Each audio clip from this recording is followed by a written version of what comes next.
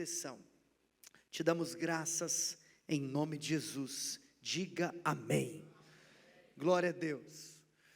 Gostaria que você acompanhasse comigo. Eu vou pedir para que não seja projetado, porque como será uma longa leitura, eu aconselho você a abrir a sua Bíblia. Quantos já acharam aí? 1 Samuel capítulo 9, levanta a mão para eu ver.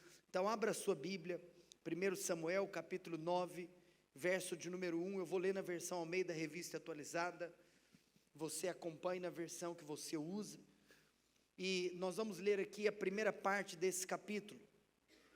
Nós vamos hoje contar a história de um homem muito importante, e nós podemos reconhecer que talvez a luz daquilo que era vivido na velha aliança, esse homem ele ocupou a posição mais importante na terra. Porque você sabe que no Antigo Testamento a nação de Israel é a literalidade da representação do povo de Deus. Nós cremos que na nova aliança nós, a igreja, somos o povo de Deus na terra. Mas nós concordamos e reconhecemos que Deus fez uma aliança com Abraão e Deus libera uma promessa que ele daria a Abraão filhos, e não apenas um filho, mas a partir desse filho nós sabemos que Isaac é o filho da promessa. Nós temos toda uma descendência que é liberada a partir da aliança que Deus faz com Abraão. Ainda hoje, oramos pela paz em Israel, oramos pela paz em Jerusalém, e eu incentivo você a ter esse espírito de abençoar esse povo, porque mesmo que nós temos a plena convicção e consciência de que literalmente a igreja é o povo de Deus na terra, nós reconhecemos que Deus é um Deus de aliança. Portanto, eu creio que Deus continua e continuará cuidando da nação de Israel. Agora, imagina nesse contexto, que Cristo ainda não veio. A nação de Israel é a representação literal do povo de Deus. E hoje eu quero narrar para você a história daquele homem que foi o primeiro rei da nação de Israel. Então ninguém no mundo tinha uma posição mais importante que a desse homem. A posição de ser o líder do povo de Deus na terra. E eu sempre gosto de usar a figura de Saul como uma representação pedagógica daquilo que eu disse que é o tema da nossa mensagem. Porque infelizmente, ao contrário, por exemplo, do apóstolo Paulo, que como eu acabei de mencionar, ele pôde chegar no fim da sua trajetória, tendo a convicção que havia não apenas cumprido a sua missão, mas que havia sido fiel enquanto estava exercendo o seu ministério. Infelizmente, o exemplo do primeiro rei da nação de Israel, o rei Saul, é o exemplo de alguém que começou muito bem, que começou com um futuro brilhante pela frente, que começou com o coração no lugar certo, mas que ao decorrer da caminhada, ele perde o coração, e infelizmente, ele termina a sua vida, ele termina o seu ministério, ele termina o seu reinado de uma maneira trágica. E eu acredito que nesse tempo de conferência, o Senhor quer trabalhar no nosso coração, que por mais que estamos felizes e com grandes expectativas pelos próximos dias, o temor que nós temos no nosso coração, é que nós não vivamos simplesmente apenas um emocionalismo, mas que nós possamos, de fato, desfrutar de um coração que tem um compromisso com a longevidade daquilo que nós estamos construindo como Igreja Emaús, mas também com a longevidade de como nós estamos servindo a Deus como indivíduos. Então, gostaria que você acompanhasse comigo a história desse homem que começa muito bem, mas que não termina da maneira como ele começou. O verso 1 diz que, 1 Samuel 9:1, havia um homem de Benjamim, cujo nome era Quis. Quis, ele era filho de Abiel, filho de Zeror, filho de Becorate, filho de Afias, benjamita, homem de bens. Mas o verso 2 diz que tinha ele um filho, cujo nome era Saul. Então nós vemos que Saul, ele era filho de Quis, ele era da família de Quis, e Saul era da tribo de Benjamim. Mas a escritura diz que Saul era moço, jovem e tão belo, que entre os filhos de Israel não havia outro mais belo do que ele, e desde os ombros para cima sobressaía a todo o povo. Olha que interessante, nós vemos que esse homem, ele era dotado de características naturais, e ele poderia então, de fato, viver nessa dádiva de ter sido feito bonito, pelo Senhor. Olha que coisa mais louca, saber que a palavra de Deus expressa que não havia nenhum homem mais bonito do que ele. Rapaz, o camarada, ele não apenas se tornou rei, como ele era o homem mais bonito da nação, imagina isso. E ainda para aumentar ainda a beleza, ele não era apenas bonito, ele era bonito e alto, o que ressaltava ainda mais a beleza, né? Nós temos aqui na igreja alguns homens como Fabrício, né? Um homem bonitão, altão, glória. Está solteiro ainda, Fabrício? Não está não? Misericórdia, eu estou falando besteira. Revelação, papai, glória a Deus. Você sabe que Saul, ele é um homem então dotado dessas características. Ele é jovem, ele é bonito, ele é alto, mas não apenas características físicas. A palavra de Deus vai nos narrar aqui algumas características comportamentais que nos mostram a respeito desse homem tão dotado de características positivas. O verso 3, acompanhe comigo, diz que extraviaram-se as jumentas de Quis, pai de Saul. Disse Quis a Saul seu filho: toma agora contigo um dos moços, dispõe-te e vai procurar as jumentas. Então, atravessando a região montanhosa de Efraim, a terra de Salisa, não as acharam. Depois passaram a terra de Saalim, porém elas não estavam ali, e passaram ainda a terra de Benjamim, todavia não as acharam. Vindo eles então à terra de Zuf, Saul disse para o seu moço, com quem ele ia: vem e voltemos, para que não suceda que meu pai deixe de se preocupar com as jumentas e se aflija por causa de nós. Porém ele lhe disse: nessa cidade há um homem de Deus, e é muito estimado, tudo quanto ele diz sucede.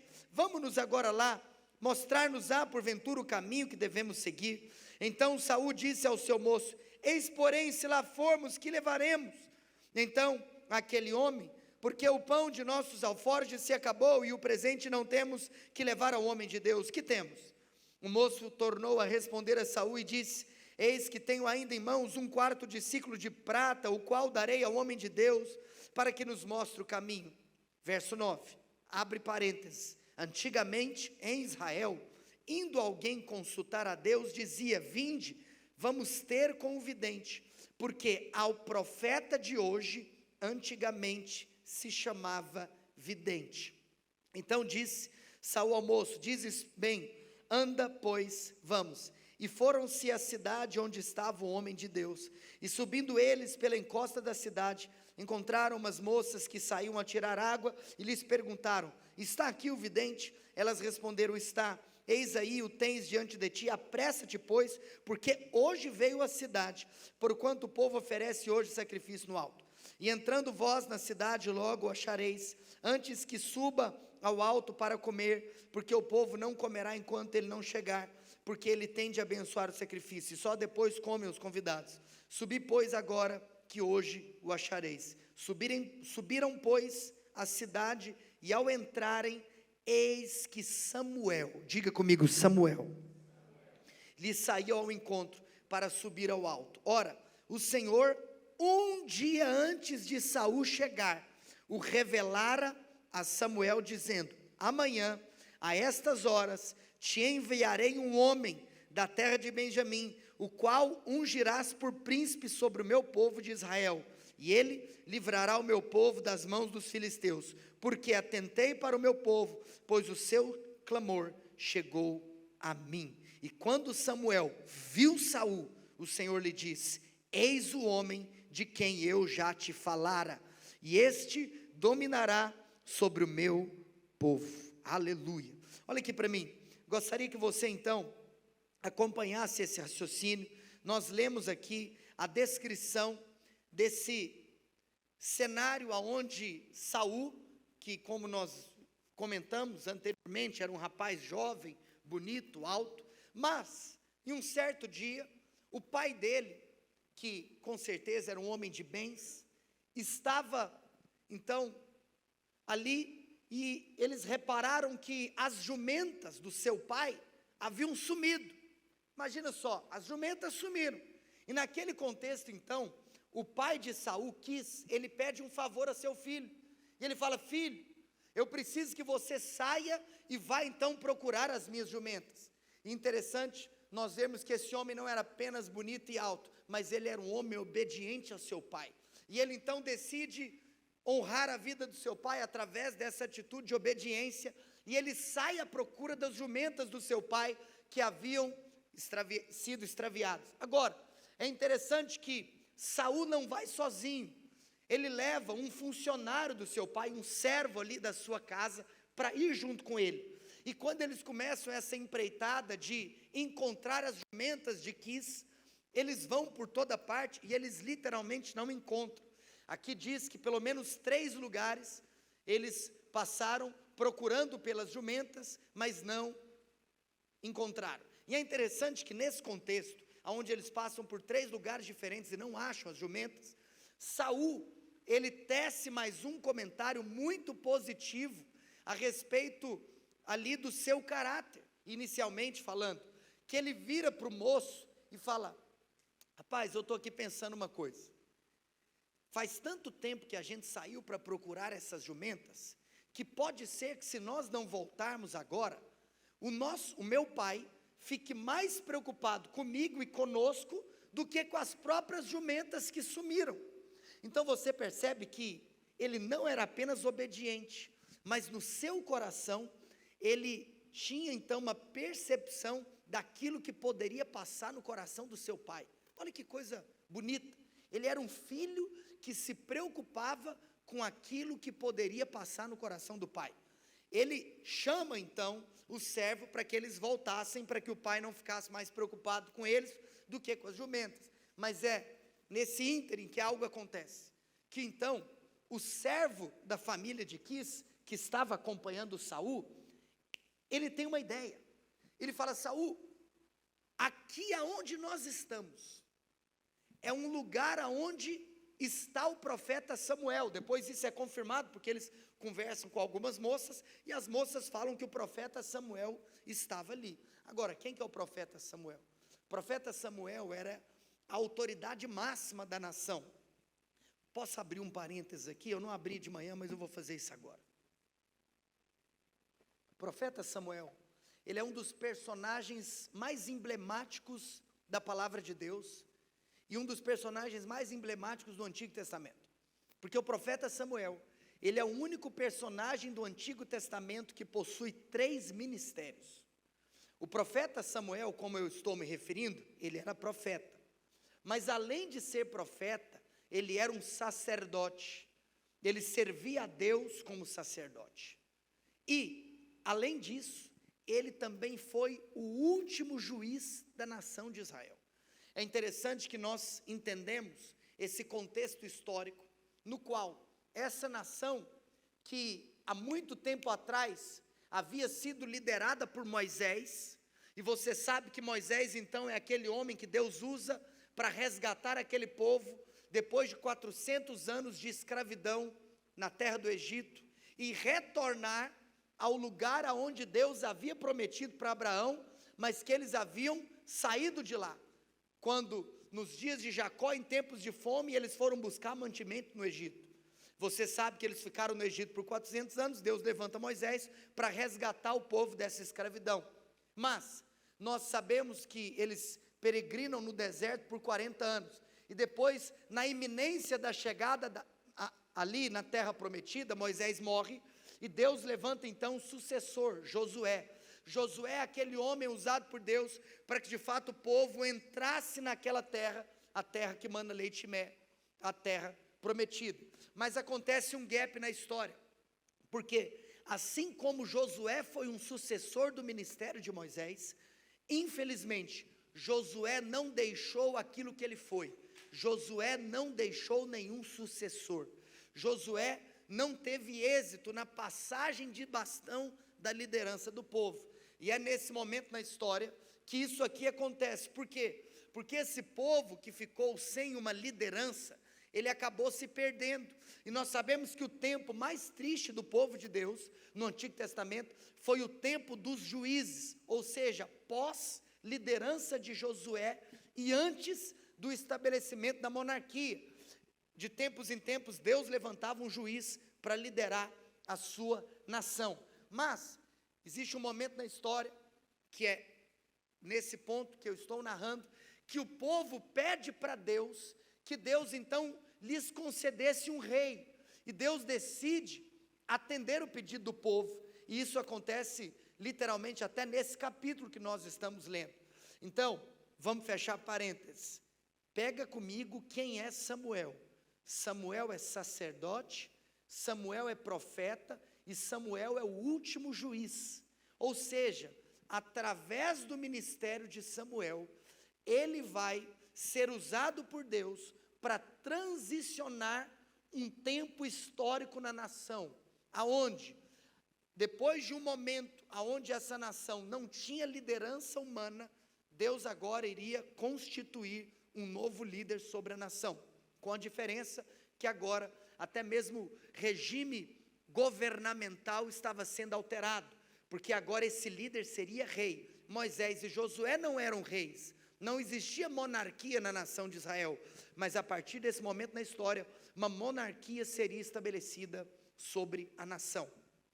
Mas voltando para o nosso texto, aonde nós estamos, é interessante nós notarmos que, além de Saul ser bonito, alto, obediente ao seu pai, e ter um coração de se preocupar com aquilo que seu pai se preocupa, nós temos ainda uma quinta característica positiva na figura de Saul, que quando o servo da sua família disse, vamos conversar com o profeta Samuel, porque quem sabe o profeta Samuel não pode nos apontar aonde essas jumentas estão.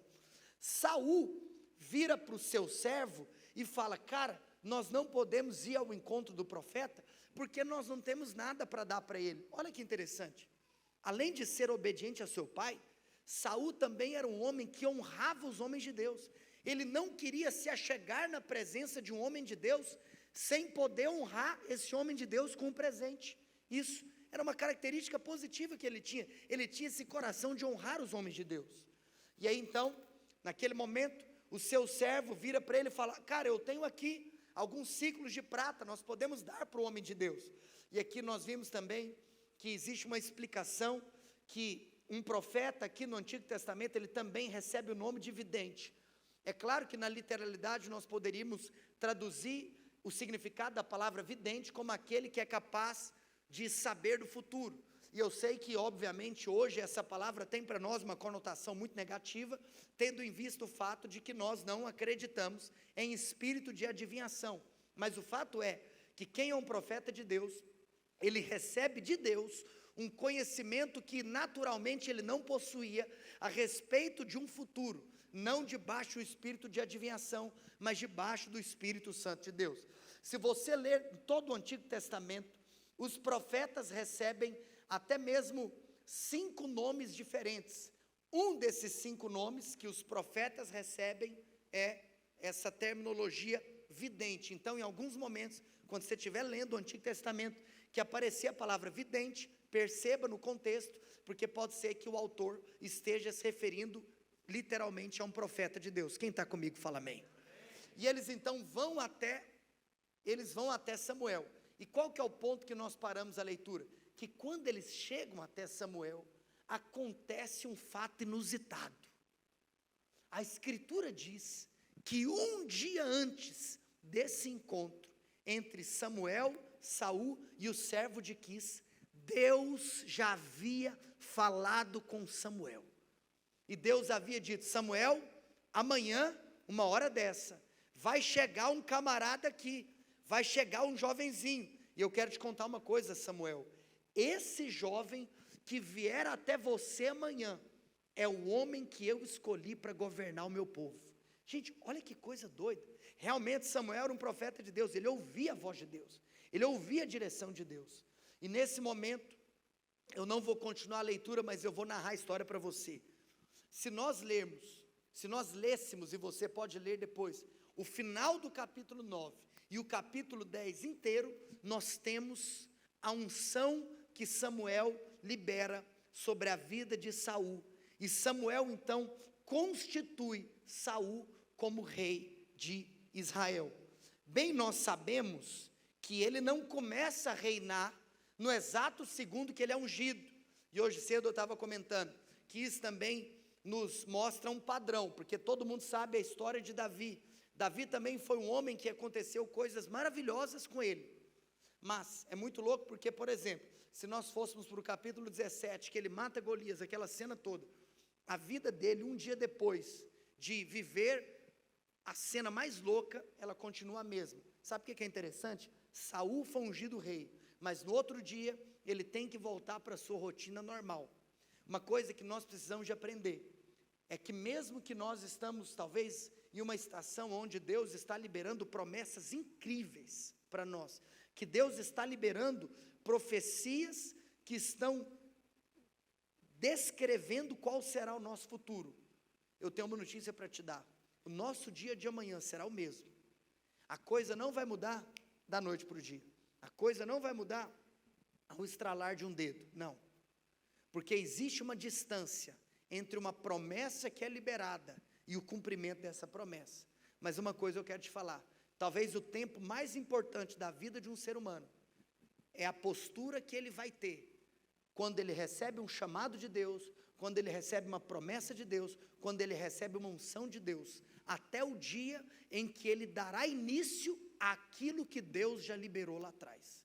Então que nós possamos ter na nossa vida, uma postura muito séria, nessa lacuna, entre a promessa liberada, a profecia liberada, a unção liberada, e o início daquilo que anteriormente foi liberado. Agora, se você perceber então, e como eu disse, eu não vou dar continuidade à leitura, algo muito louco acontece.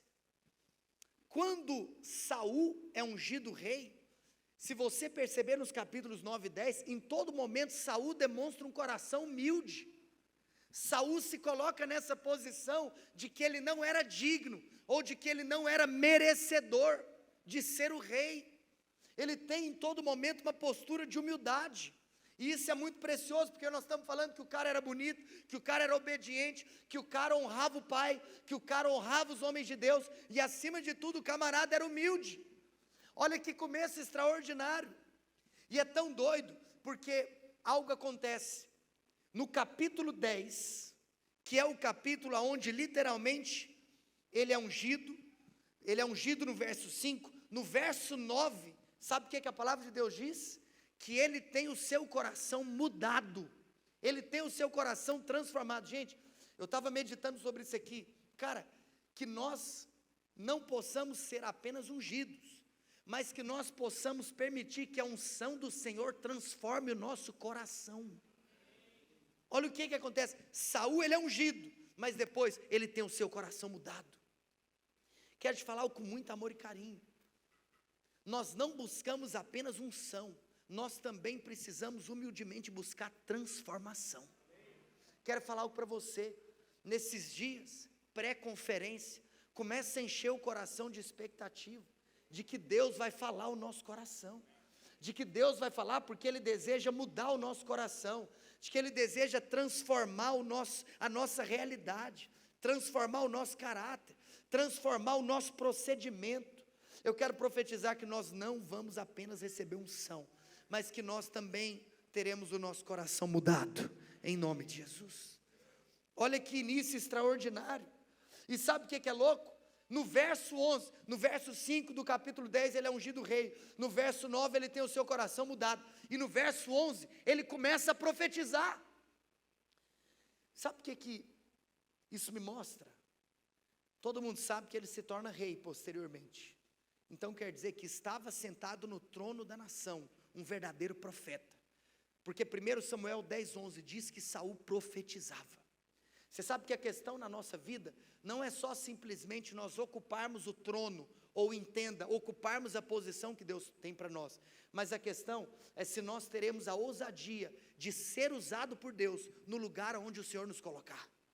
Saul não se tornou apenas um rei, mas ele era um rei que profetizava. Ele era um rei que abria sua boca e falava aquilo que estava no coração de Deus. Que o Senhor nesses dias possa de fato, pela tua graça, nos colocar na posição que Ele tem para nós, mas que nós possamos ter a ousadia de sermos usados por Ele, no lugar aonde Ele nos colocar.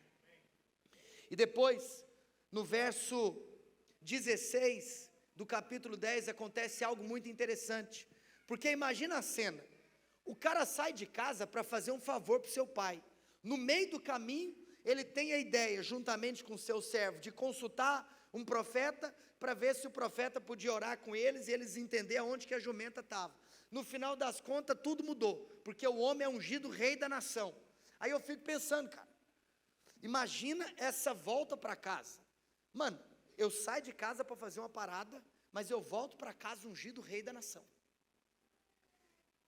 E a história conta que no meio do caminho ele encontra com o tio dele, e o tio dele pergunta para ele, e aí Saul, como é que andam as coisas? Tem alguma novidade? Eu fico pensando, talvez se fosse nos nossos dias, nem precisaria do nosso tio perguntar, porque a gente já teria postado há muito tempo o que tinha acontecido. Mas você sabe o que é que Saul vira e fala para o tio dele? Não fala nada. Ele foi ungido rei e não falou nada. Olha que humildade. Ele não estava preocupado em aparecer. Ele não estava preocupado em sair contando o que Deus estava fazendo com ele.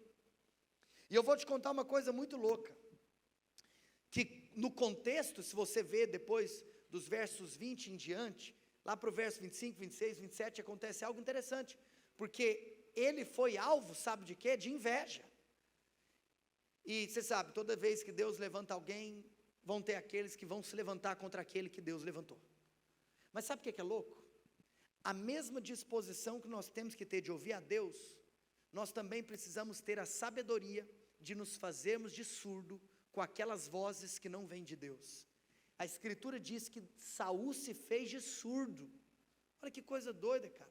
O cara começou muito bem. O cara começou até sabendo discernir, distinguir aquela voz que vem de Deus e aquela voz que vinha do inimigo, para atrapalhar aquilo que Deus estava fazendo. Que o Senhor também possa nos dar essa sensibilidade espiritual e essa capacidade de nós nos fazermos de surdo quando necessário. É muito louco porque até então estava tudo muito bonito, até então estava tudo indo muito bem, mas você sabe, a história continua. E o que acontece na história? Acontece que esse homem, depois de receber essa unção, ele literalmente se torna o rei da nação. Mas ele não apenas se torna o rei da nação, como ele se torna um rei abençoado. A nação é abençoada. Então, nós temos aqui um tempo onde ele começa a viver o cumprimento de tudo aquilo que um dia havia sido profetizado. E ele então está aqui nessa posição de desfrutar das promessas de Deus. E eu quero te falar uma coisa.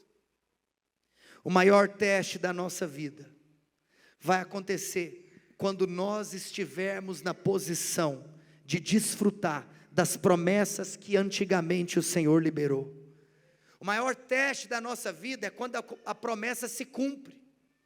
O maior teste da nossa vida é quando nós estamos vivendo esse ponto alto do nosso ministério, ou esse ponto alto da nossa jornada, ou esse ponto alto da nossa carreira. E infelizmente, é nesse lugar de, digamos que glória, naturalmente falando, que Saul perde o seu coração.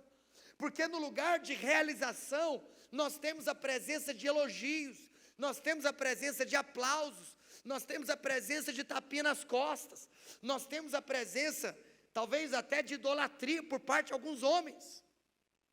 E nós não podemos cair nessa isca de Satanás, de fazer com que nós fiquemos embriagados com o nosso próprio sucesso. Porque se porventura nós desfrutarmos de alguma realização, não foi por causa de nós, não foi por causa do nosso trabalho, não foi por causa do nosso mérito, foi puramente graça divina. Mas nesse lugar de aplauso, nesse lugar de reconhecimento humano, sabe o que começa a acontecer? O ego de Saul, ele começa a se inflar. E nesse lugar, Saul começa a perder o foco. Saul começa a perder a pureza no seu coração. Saul começa a ter algumas motivações erradas. E nós chegamos então, Fernando pode subir, naquele que é o cenário mais triste que nós poderíamos ler a respeito do rei Saul. E eu queria que você abrisse a sua Bíblia, agora no capítulo 15.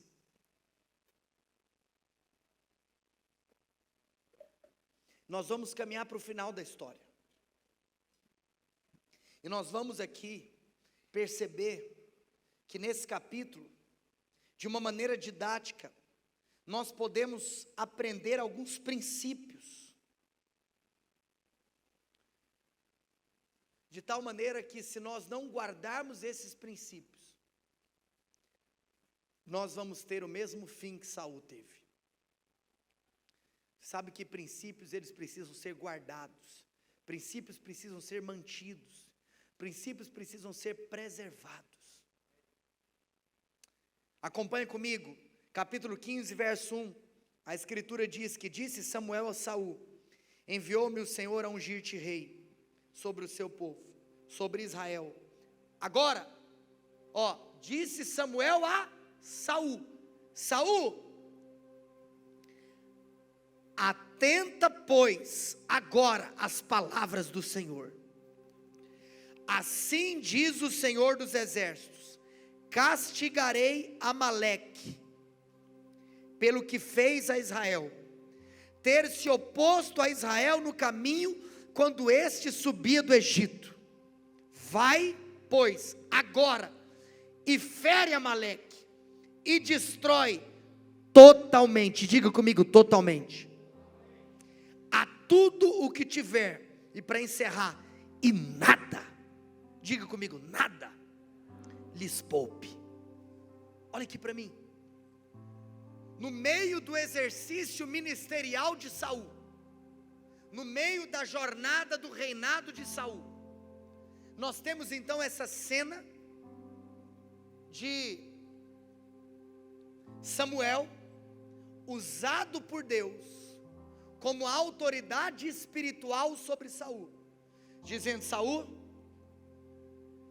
nessa próxima peleja, nessa próxima batalha, na batalha contra os amalequitas, você precisa se levantar como enviado de Deus e destruir completamente a Amaleque e a todos os amalequitas.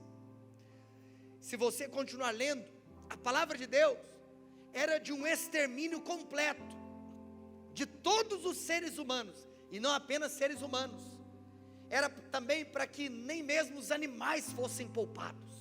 Em outras palavras, presta atenção, na antiga aliança, esses amalequitas, eles eram literalmente inimigos do povo de Deus, e Deus então se levanta para julgar os seus inimigos. Deus simplesmente iria usar Saul e o exército da nação de Israel para julgar esses inimigos. Por isso que Deus falou: eu quero ver o extermínio dos inimigos. Agora, acontece algo triste. Saul recebe a direção de Deus por intermédio de Samuel. Mas sabe o que está aqui no capítulo 15? Saul não segue a direção que ele recebeu. Aqui diz que Saul, ele não mata o rei dos amalequitas, Agag. Saul decide poupar a vida do rei, mas na orientação do profeta Samuel, não tem nada a respeito de não matar o rei, não tem nada a respeito de poupar o rei. Pelo contrário, nós acabamos de ler aqui, diz: nada lhes poupe. Mas Saul não apenas poupou o rei, Saul também poupa alguns animais vistosos, gordos, animais esses que, como diz o outro, dariam um bom sacrifício. E nesse momento, por pressão dos soldados, que dão essa ideia e falam: Saul, mas esses animais aqui estão muito bonitos, nós podemos usá-los para o sacrifício, não precisamos de matá-los. E Saul desobedece à direção de Deus. E agora, eu quero que você venha comigo aqui no versículo de número 17. Eu gostaria que nós lêssemos aqui essa última parte. Aqui no verso 17, A escritura diz: prosseguiu Samuel agora: porventura, sendo tu pequeno aos teus olhos, não foste por cabeça das tribos de Israel, e não te ungiu o Senhor rei sobre ele? Amados, olhem comigo o que está escrito: sendo tu pequeno aos teus olhos. Quando você se achava pequeno, você foi colocado por cabeça, e o Senhor não te ungiu rei. Sabe o que acontece? No início da jornada, Saul se via pequeno. Olha que poderoso, o homem mais alto daquele país se via pequeno aos olhos de Deus.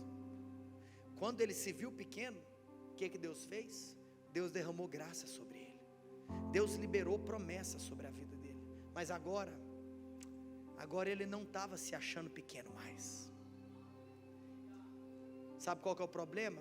Que quando você não se acha pequeno, você começa a achar que você pode fazer o que você quiser. Você começa a achar que você pode ser dono do seu nariz e governar a sua própria vida. Porque agora você é grande demais, maduro demais, experiente demais para receber qualquer tipo de instrução.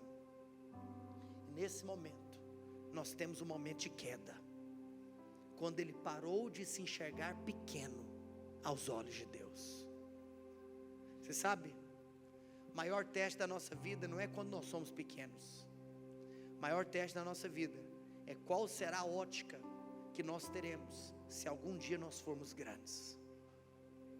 Porque o segredo da grandeza é a percepção da pequenez. E aqui a escritura continua dizendo, a partir do verso 18: enviou-te o Senhor a este caminho e disse: vai e destrói totalmente esses pecadores, os amalequitas, e peleja contra eles até exterminá-los. Amados, aqui a direção era muito clara, mas o verso 19 diz: porque pois não atentastes à voz do Senhor, mas te lançaste ao despojo e fizeste o que era mal aos olhos do Senhor. Aqui nós precisamos de parar mais uma vez, porque sabe o que eu vejo nesse versículo? Eu vejo a graça de Deus. Eu vejo a graça de Deus. Em outras palavras, Samuel vira para Saul e fala assim: Saul, lembra da direção que você recebeu? A direção de exterminar esses pecadores. E aí Samuel faz uma pergunta para Saul. O que significa a pergunta que Samuel está fazendo? É que Samuel, através dessa pergunta, está abrindo uma porta, está abrindo uma janela de oportunidade de arrependimento. Samuel está perguntando: Saul, mas vem cá, você sabia a direção, por que você fez isso? Por que você não ouviu a voz do Senhor?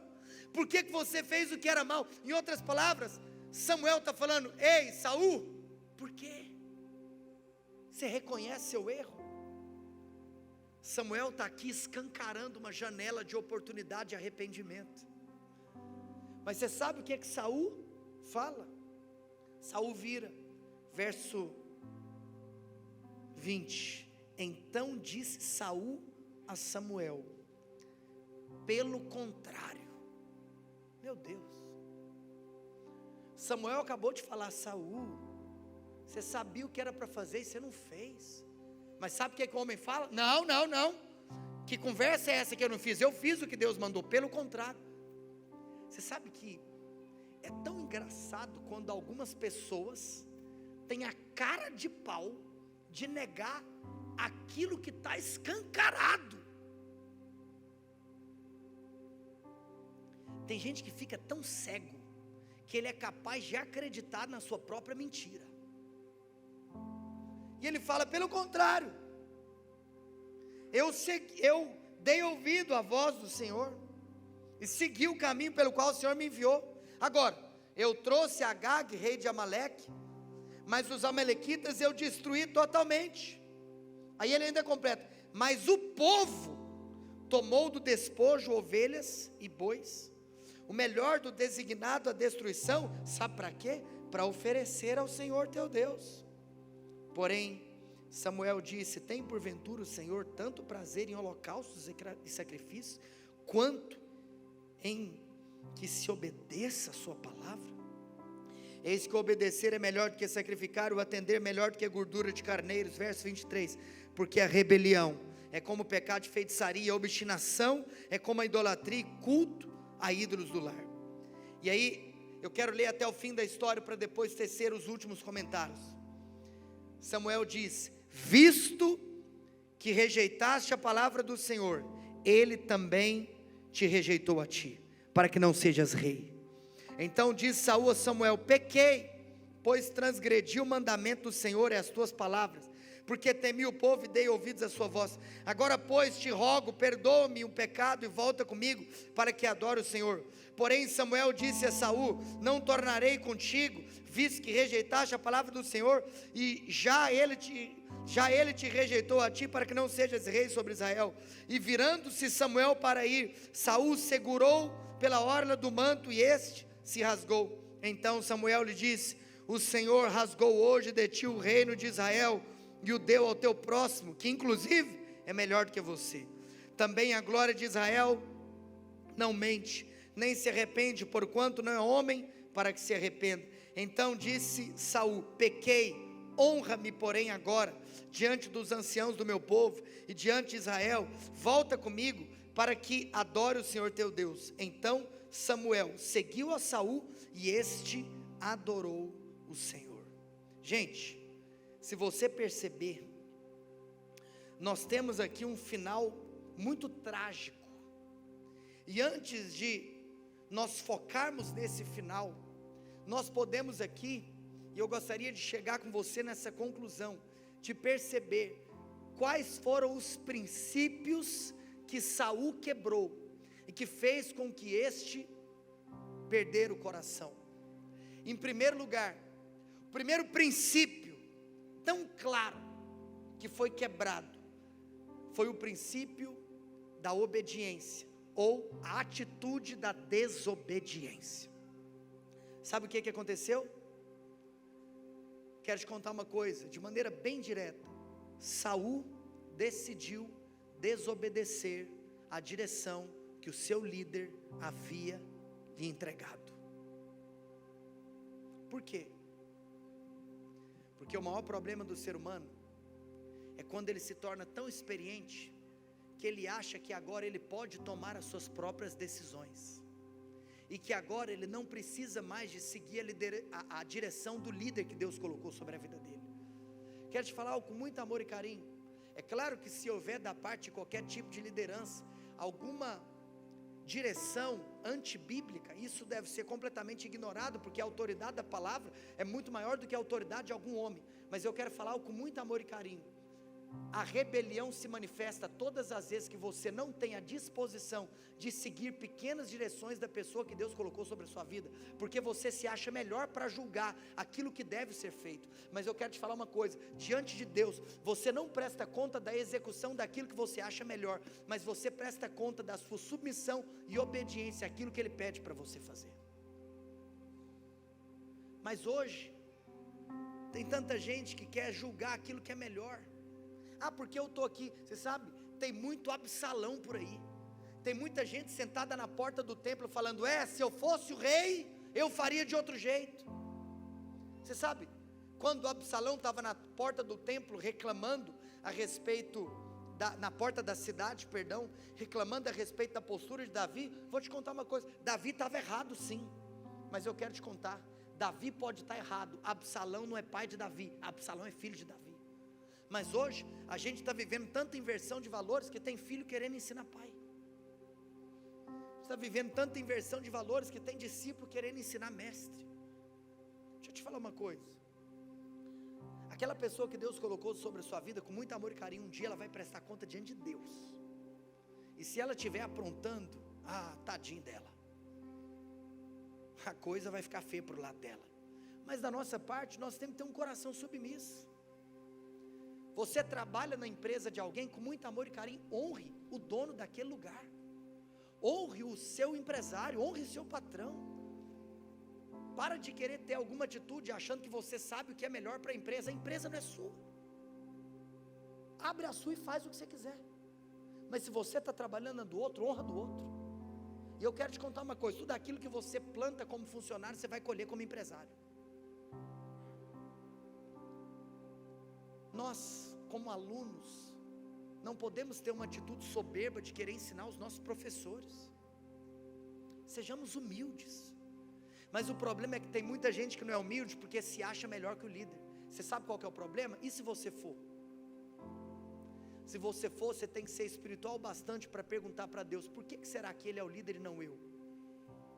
Oh, amados, a primeira causa da queda de Saul foi andar por um caminho de desobediência ao seu líder, porque se julgava muito experiente para determinar o que tinha que ser feito. Que o Senhor nos livre disso, que o Senhor possa colocar em nós esse coração de enxergar que nós somos guardados quando nós estamos debaixo de uma liderança. Sendo vulnerável aqui, os irmãos sabem da nossa história. Meu maior desejo quando eu comecei essa igreja era que o Senhor me desse um pastor, porque eu não queria andar segundo os meus próprios conceitos, ou segundo as minhas próprias ideias. Mas hoje, como eu me sinto guardado, como eu me sinto protegido de estar debaixo de um discipulado, de estar debaixo de alguém mais experiente, que vai poder aconselhar, que vai poder exortar, que vai poder direcionar. E no mais eu confio no Senhor, porque Ele é o meu pastor e Ele cuida de mim. Então quero te falar uma coisa: em primeiro lugar na sua vida, procure ser submisso às direções que você recebe. Eu volto a mencionar: se você receber uma direção antibíblica, não obedeça, porque a autoridade da palavra é maior do que a autoridade de qualquer homem. Mas se você estiver dentro dos limites bíblicos, descansa, porque o Senhor não vai honrar suas ideias, o Senhor vai honrar a sua obediência. Você sabe, quero te contar uma coisa. Em segundo lugar, segunda coisa que fez com que Saul perdesse o coração, a segunda coisa que demonstrou a queda de Saul, foi que Saul, quando foi confrontado, ele fez a mesma coisa que Adão fez lá no Éden. Ele colocou a culpa nos outros. Quando Samuel falou: Saul, mas por que você poupou esses animais? O que ele falou? Uai, foi o povo que pediu, foram os soldados que pediram. O povo? Deixa eu te fazer uma pergunta: quem que foi ungido? A autoridade está sobre quem? Olha, nós não podemos terceirizar a responsabilidade que Deus nos deu. Nós não podemos ficar apontando para outros aquilo que é um pecado nosso. Semana passada eu ouvi um pastor comentando algo que eu achei muito interessante. Ele falou assim: cara, Adão no Éden, o cara foi tão hipócrita, mas tão hipócrita, que ele conseguiu culpar todo mundo que estava lá. Olha que doido. Adão virou para Deus, falou assim: Deus, foi a mulher que o Senhor me deu. Cara, Adão conseguiu culpar todo mundo. Adão culpou a mulher, e Adão culpou Deus, falando que foi ele que deu a mulher. Em outras palavras, a culpa é de todo mundo, menos minha. Quero te falar uma coisa: a atitude mais humilde que nós podemos ter é de chamar a nossa responsabilidade, quando coisas que o Senhor confiou nas nossas mãos não acontecerem. Que se levanta um povo que chama a responsabilidade, que se levante um povo que não fica terceirizando culpa. Nós não podemos colocar a culpa nos outros, de um pecado que é nosso, de uma falha que é nossa. Que se levante um povo responsável nesse lugar. Mas você sabe que em terceiro lugar, nós temos aqui uma representação daquilo que aconteceu, porque, por um lado, você tem uma falsa piedade, e eu chamo esse terceiro ponto de muito sacrifício, mas o coração rebelde. Sabe o que é isso? Ele poupou os animais, com aquele discurso que os animais seriam usados para sacrifício. Em outras palavras: ó Deus, o Senhor me mandou matar esses animais, mas eu decidi não matar porque eu tenho uma ideia melhor que a sua. Eu vou sacrificar esses animais para você mesmo. Você sabe que nem tudo que a gente faz para Deus é de Deus. A rebeldia, ela não é demonstrada apenas na desobediência, mas a rebeldia também é demonstrada na presunção, porque eu desobedeço quando eu não faço o que alguém me pediu, mas eu sou presunçoso quando eu faço o que ninguém me pediu. Ou, do ponto de vista aqui, falando de autoridade, porque talvez quando você faz o que ninguém pediu, pode ser que você é uma pessoa proativa, não é nesse lado que eu estou falando. Eu estou falando no aspecto de que, se Deus me manda fazer algo e eu não faço, eu sou desobediente. Mas se eu faço o que Deus não me mandou fazer, eu sou rebelde, eu sou presunçoso. Em outras palavras, nem todo sacrifício que tem a aparência de ser para Deus é um sacrifício que agrada o coração de Deus. Eu quero te falar uma coisa: Deus não está atrás do seu trabalho, Deus está atrás do seu coração. Você sabe que tem muita gente querendo trabalhar para esconder a motivação errada do coração. Tem muita gente querendo servir porque não quer se expor. E o problema não está no trabalho, o problema não está no serviço, o problema está na máscara que alguém pode colocar. Então que o Senhor nos livre de máscaras, que o Senhor nos livre de ter esse aparente sacrifício, mas de já ter perdido o coração. Que o Senhor nos livre disso, que nós possamos, em humildade no Espírito, termos uma postura de não queremos entregar aquilo que Deus nunca pediu. Mas você sabe que, em quarto e penúltimo lugar, eu destacaria para você que uma das razões para essa queda de Saul foi o falso arrependimento, ou eu poderia chamar de um arrependimento horizontal, ao invés de um arrependimento vertical. Se você perceber, aqui no diálogo entre Saul e Samuel, por 2 vezes, Saul, ele fala a palavra perdoa-me, mas nas 2 vezes, Saul não pede perdão para Deus, Saul pede perdão para Samuel. Sabe o que é louco? Lá no Salmo 51, nós temos o texto do arrependimento de Davi, quando ele peca, quando ele adultera, em todo o contexto do adultério com Batseba, do assassinato do marido, Urias, enfim. Sabe o que é interessante? Que lá, quando Davi vai pedir perdão, sabe o que Davi fala? Senhor, pequei contra ti, e contra ti somente pequei. O arrependimento de Davi é vertical, o arrependimento de Saul é horizontal. Em outras palavras, Saul hora nenhuma pediu perdão para Deus. Saul só queria ficar bem na foto com o homem. Saul só queria ficar bem com o líder, mas não estava arrependido diante de Deus. E aí nós temos essa última cena trágica, aonde todo esse contexto, que Saul está lá com aquela cara lavada, querendo ficar bem com Samuel. Samuel fala assim: Saul, eu vou embora. E eu vou te falar uma coisa: Samuel, ele simboliza o mover de Deus no Antigo Testamento. Sabe o que isso significa? Que Saul, perdendo Samuel, estava perdendo o mover de Deus. Mas aí, Saul não estava preocupado com o mover de Deus, Saul estava preocupado com a sua imagem. E aqui nós temos o fim dessa história. Sabe qual que é o fim? Você sabe por que Saul poupou Agag? Você sabe por que Saul não matou Agag? Porque naquele tempo existia uma tradição que todas as vezes, quando uma batalha, quando uma guerra era finalizada, ao voltar para o seu povo, o rei vencedor voltava nessa entrada triunfal, e ao lado do rei vitorioso estava o rei da nação ou do povo que havia sido derrotado, e o rei derrotado tinha que ficar de joelhos para o rei vencedor. Então você sabe o que Saul estava preocupado? Em entrar naquela cena aonde Agag, o rei derrotado, ia estar de joelhos para ele. Em outras palavras, você sabe o que Saul estava preocupado? Com a imagem dele, e todo mundo vendo ali o rei derrotado de joelhos para o rei vencedor.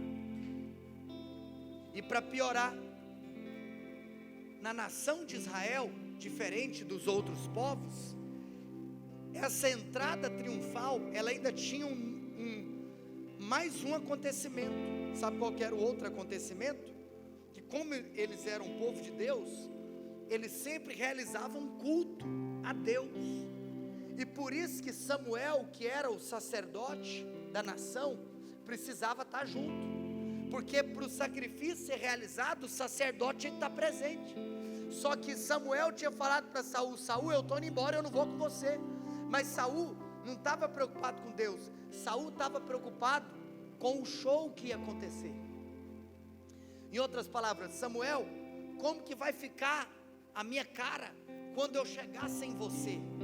E aí, quando Samuel falou que ia embora, Saul foi e segurou na orla da roupa. E a Bíblia diz que a roupa de Samuel rasgou. E na hora que essa roupa foi rasgada, Samuel ainda virou para Saul e falou: Saul, igual a minha roupa rasgou, Deus também está rasgando o seu reinado e está passando por um cara melhor que você. Aí, de novo, Saul vira para Samuel e fala: pequei, honra-me. Sabe o que é engraçado? Samuel, que falou que não ia voltar, decide voltar, porque Samuel entendeu o que Saul estava buscando.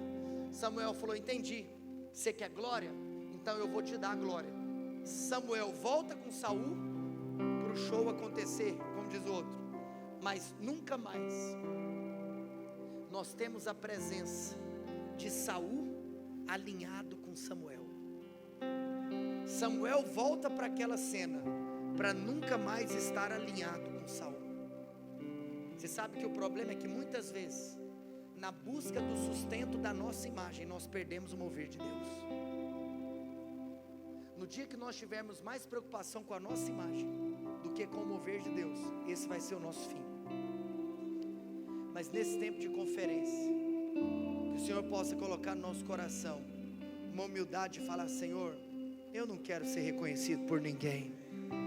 Nós não estamos preocupados com título, nós não estamos preocupados com posição, nós não estamos preocupados se nós somos A, se nós somos B, se nós somos C, se nós somos D.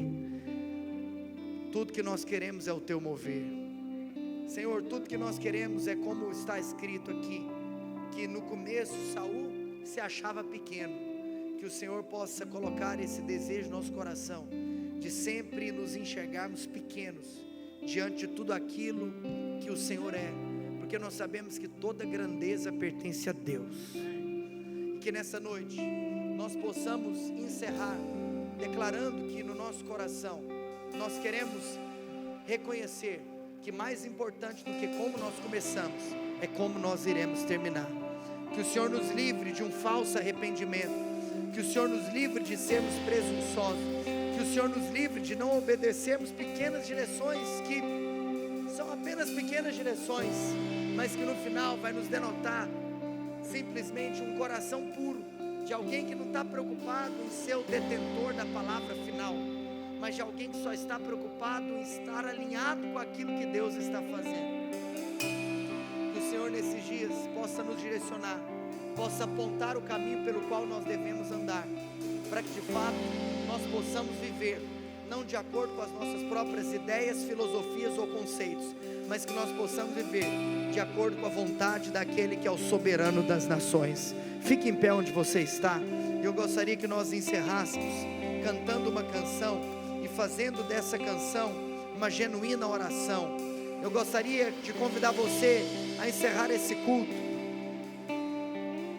declarando que nós não precisamos de reconhecimento humano, que a nossa glória é fazer com que Jesus seja conhecido, em nome de Jesus.